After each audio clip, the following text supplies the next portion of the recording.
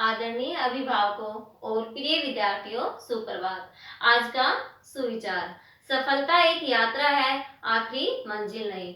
दोबारा से सुविचार सुनिए, सफलता एक यात्रा है, आखिरी मंजिल नहीं। तो प्रिय विद्यार्थियों, आज हम हिंदी विषय का अध्याय 5 पढ़ेंगे, जिसका शीर्षक है मिठाई वाला, और इसके लेखक हैं भगवती प्रसाद वाजपेयी। इस पाठ के जो मुख्य पात्र हैं वो है राय, विजय बहादुर, रोहिणी, चुन्नू मुन्नू और दादी।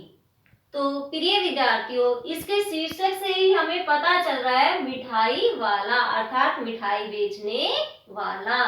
लेकिन ये मिठाई वाला ही नहीं है, बल्कि ये खिलौने भी बेचता है और मुरली भी बेचता है। तो इस तरह से ये बहुत सारी चीजें बेचता है, तो इसको हम क्या कहेंगे? फेरी वाला। तो एक तरह से जब वह खिलौने बेचने आता है तो उसकी मधुर आवाज को सुनकर सारे बच्चे जो एक तरह से अपने बाहर घूम रहे हैं या खेल रहे हैं या घर के अंदर है, सभी दौड़कर उसके पास आते हैं और खिलौने के दाम पूछते हैं।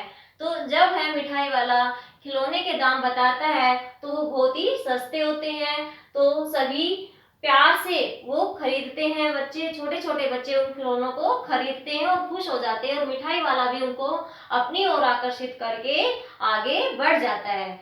फिर वह कम से कम 6 महीने बाद फिर वह मुरली बेचने आता है।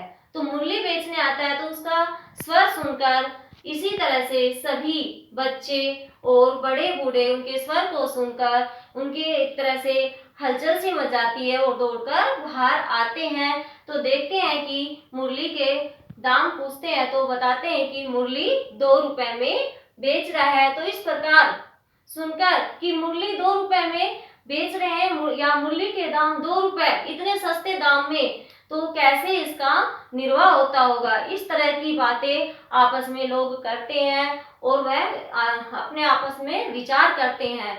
लेकिन वह 2 रुपए में ही मुरली के का दाम लगाकर बच्चों को देकर और आगे बढ़ जाता है।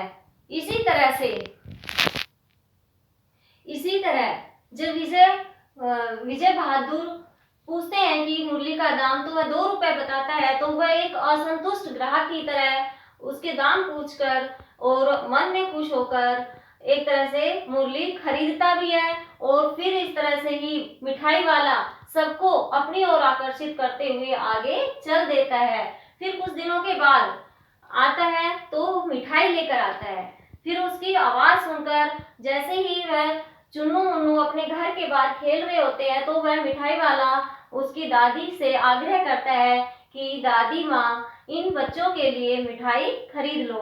तो उस मिठाई वाले की आवाज सुनकर राय बहादुर सिंह की जो पत्नी रोहिणी वो बाहर आती है और मन में विचार करती है कि ये स्वर तो सुने हुए हैं, और वह पूरा एक तरह से उसको स्वर को देखती है कि ये स्वर सुने हुए हैं, ये जाने पहचाने से लग रहे हैं। तो इस तरह से वो मुरली वाला दादी से आग्रह करके अंदर भी आ जाता है और वो मिठाई लेने के लिए आग्रह करता है। तो जैसे ही दादी माँ मिठाई के दाम पूछती है तो वो सस्ते भाव में और मिठाई दे देता है।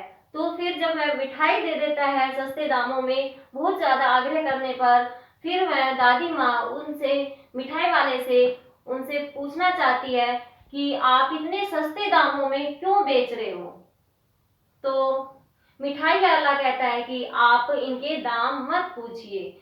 फिर वो मतलब जैसे जैसे वो आग्रह करती है तो वह बता देता है कि मैं भी एक परिवार वाला व्यक्ति था, या मेरा भी एक परिवार था, मेरे भी छोटे छोटे बच्चे थे, और इसी तरह मैं अपने बच्चों को इन बच्चों में देखता हूँ, तो इसलिए मुझे एक तरह से मेरी ममता झलक उठती है इन बच्चों में, इन बच्चों को देखकर। तो इस तरह से वह अपने कहानी बताते हुए दादी माँ को और रोने लगता है। तो एक तरह से प्रिय विद्यार्थियों, जो ये मिठाई वाला था एक संपन्न परिवार वाला व्यक्ति था, उसका भी अपना एक परिवार था, बच्चे थे, और वह उन छोटे छोटे बच्चों को ही देखकर अपने बच्चे समझकर अपने मन को बहलाता था।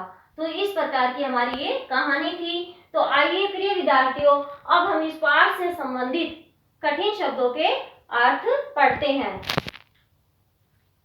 हाँ, तो देखिए प्रिय विद्यार्थियों, कठिन शब्दों के अर्थ। विचित्र, अद्भुत या अनोखा। मादक, नशे में युक्त या मदहोश करने वाला। अस्थिर, जो स्थिर न हो। स्नेहाभिषिक्त, प्रेम से परिपूर्ण। उपयुक्त, उचित या सही। चिक, बांस की तिल्लियों से बना पर्दा। अंतर्व्यापी, मन में व्याप्त। पुलकित, प्रसन्न। इच्छानुसार, मन के मुताबिक या इच्छा के अनुसार। हिलोर, लहरों का उठना। निरक्ति, देखती। तो आगे देखिए अब। उस्ताद, निपुण या विद्वान। मृदुल, कोमल। स्मरण, याद। झुंड, समूह। गदगद, भाव विभोर। अप्रतिभ, आश्चर्यचकित। दस्तूर, परंपरा या रिवाज। क्षीण, कमजोर। आजानुलंबित, घुटनों तक लंबे। जायकेदार, स्वादिष्ट। संशय, संदेह। हर्जा, नुकसान। अतिशय, अत्यधिक। अठखेलियां, बच्चों का खेलना, उछलना या कूदना। कोलाहल, शोर।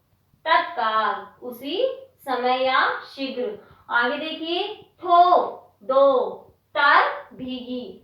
तो प्रिय विद्यार्थियों, ये हमारे पाठ से संबंधित कुछ कठिन शब्दों के अर्थ है। तो ये आपको अपनी फेयर नोटबुक में सुंदर लेख में दिनांक और वार डालकर लिखना है और अच्छे से कार्य करना है। अभी तक जितना भी वर्क किया है सभी में आपका दिनांक और वार जरूर होना चाहिए। धन्यवाद।